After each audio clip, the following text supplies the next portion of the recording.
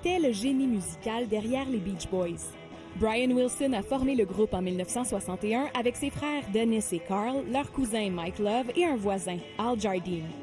Ceux qui s'appellent d'abord les Pendletones deviennent rapidement, malgré eux, les Beach Boys, un nom qui va mieux avec leur musique californienne ensoleillée. Le succès arrive en 1963.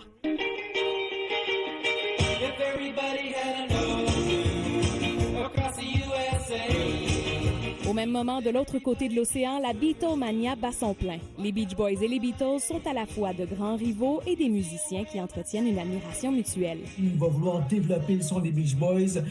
Il va devoir convaincre ses frères, entre autres, qui sont un peu plus réticents. Et c'est comme ça que, tranquillement, on va souvent faire la comparaison entre Brian Wilson et Paul McCartney. Brian Wilson a vite de la difficulté à vivre avec la popularité des Beach Boys. Sa santé mentale est fragile et après une importante crise de panique, il cesse la tournée pour ne travailler qu'en studio. Il va imaginer un album très différent de tous les albums qu'il avait fait jusqu'alors, les Beach Boys. Et cet album-là, ça va être Pet Sounds, qui va paraître en 66.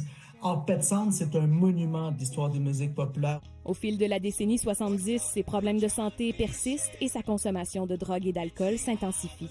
Il incarne la figure du créateur torturé.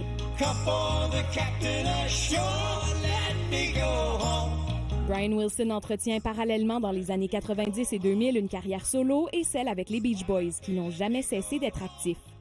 Intronisé au Rock and Roll Hall of Fame et récompensé d'un prix Grammy spécial pour l'ensemble de leur carrière, Brian Wilson et ses Beach Boys ont marqué l'histoire musicale du 20e siècle.